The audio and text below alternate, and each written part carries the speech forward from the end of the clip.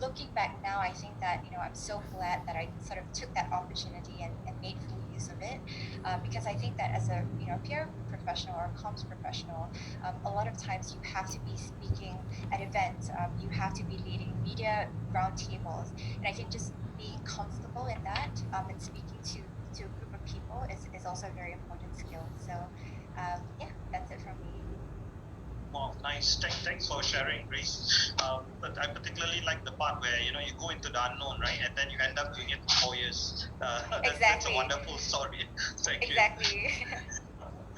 Keith, can we hear your thoughts? It'd be lovely. Thanks, Nisar, and thanks. Great to hear Eunice and Grace shared experiences. And I think for me, a lot of it started. So just to share a little bit more about myself, I'm the director and digital lead for Temasek, at working in the public affairs team, and I basically look at how we tell stories and how we advance our brand objectives with the power of storytelling. So storytelling is, as Eunice and Grace have mentioned, is very much part of at the forefront of comms today. I think the good old days where comms is essentially about writing a press release, and just making sure that everything goes into your press release, all the messages that you want, all the key facts and points. Those days are long gone. Today, a lot of what comms is doing is about storytelling and how do you use stories to empower individuals in your respective organizations, to bring forth messages in a way that's powerful and impactful, but doesn't scream the sort of just pure messaging or brand. And it actually harks back to my beginnings as a journalist. So I was on the other side of the fence, or what they call the dark side, or rather journalists used to call PR folks the dark side, right? So I started as a journalist. I studied journalism. I wanted to, I graduated from NTU Weekly School. So shout out to those on the call who are probably from the school as well. I started wanting to be a journalist, and that's because I wanted to speak truth to power, and I wanted to help the communities and individuals tell their side of the story, and that's so important in today's context. And I kind of went around it in a roundabout way to comms. I started as a journalist with a local newspaper. I then decided to go into tech, which I spent 6 years in. Still very much focused on storytelling, but really more around content. This was during the time where tech and media was starting to kind of come together and amalgamate, and you really learn a lot about not just content itself. As they say, content is king, but distribution is god. So how do you have great stories, but how do you ensure that your stories get distributed through the platforms that people are visiting, and that you would have content experiences that are sticky? So that's what I really picked up along those for those 6 years when I was in tech with Microsoft. When I left my last position at Microsoft, I was basically leading the region and content and portal experiences for MSN Southeast Asia. And then I decided that I wanted to come back to the heart of it, which is really about doing, telling great stories and working on really good content. And really for a Singaporean or a Singaporean lens, right? So, the company that I'm in right now, Temasek, we're doing so much for the community. We are really empowering societies, markets as well. And when I joined, there was that sense that storytelling element was what would be needed to do it in a way that was soft and subtle but impactful. And I think, to the question that Nisar had raised at the start, the one thing that really I think benefited me, unwittingly as I went into storytelling and then comms, was the need to always be authentic in everything that you do. And that's something that as a journalist, you pick up the need for, and I think, Grace had mentioned as well, you need to be empathetic to your newsmakers, but also to always have your audience in mind. You can't pull smoke and mirrors over your audience, over the media.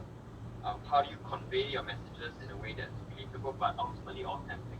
And authenticity today is probably the most important ingredient for any communicator, because you just can't overemphasize these days with the proliferation of social media and the 24/7 media cycle. So just want to leave that.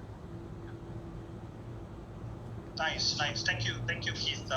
Two gems, in 2 minutes, right? Storytelling and being authentic. Wonderful. That's really helpful. So for the audience as well as our panelists, we've received a set of pre-submitted questions. So for the next half an hour or so, we'll be going through them, and then we'll be responding to the live Q&A that we're receiving right now. So the first question I have is actually for Eunice, and the question is this. It's from one of our students. Now, how should one decide if one should be in in-house communications or to join an agency? Now, is it advisable for fresh grads to always start out in agencies before moving in-house? What are your thoughts, Eunice? Sorry. No worries. Thanks for the question, Nisar. So from my end, I cannot speak from an in-house perspective since I've only worked in the agency environment, but I can tell you why even after all these years and having different opportunities to be in an in-house position, I've decided to stay in a PR agency. So when you start in the agency environment, especially when you're in a mid to large size environment, you are usually placed in a practice, and this can be the tech practice like me, or consumer practice, healthcare practice, etc. So you start building out your specialization within one team. But however, even though when you are being put within one team, that doesn't mean that you don't have the opportunities to work with different teams. So for example, when I first started out, I actually applied for a consumer team job doing fashion and beauty. However, because of my earlier experience, my boss at the time said, you seem to be someone who might be good at tech out of nowhere, so they just put me onto the tech team. But it actually turned out to be a really good experience. It turned out to be the one thing that I want to do, being in PR, which is doing communication and PR for tech companies. But along the way, as I started out as a junior, I've always been having a lot of different opportunities to work across the teams. So not only teams across different industries, but also teams, for example, the creative teams, the digital team, and you also work with your bosses to do business development. So all of these experiences were really helpful for me to really understand what I'm interested in. And I was fortunate enough to be in an environment where I realized that tech is really something that I'm most passionate about. Another very important thing about being in a PR agency environment is that usually you work very closely with your team. So depending on the size of the account or the client work that needs to be delivered, you can start out with maybe 3 to 5 or even more people on a team, and you work very closely with them. And as you start out as a junior, you usually have your manager or your mentor who really guides you step by step in helping you to start out with the basics. For example, you learn how to do media monitoring, you learn how to do better writing, you do media pitching, and essentially you go into business development or doing all sorts of stuff for the company. And I guess after being in this industry for quite a few years now, I would say the most interesting part for me is that I'm able to see PR and my company as a business itself. So other than helping my clients to do their PR outreach and help them come up with strategies for communications, I'm also increasingly in the position where I'm being more involved within the company to think of our agency as a business. So we look at the financial health, we look at the team structure, and we look at trainings for the people. So overall, I think it's a very well-rounded experience for me, and that's also the reason why I've decided to stay for quite a while. Yeah. Thank you.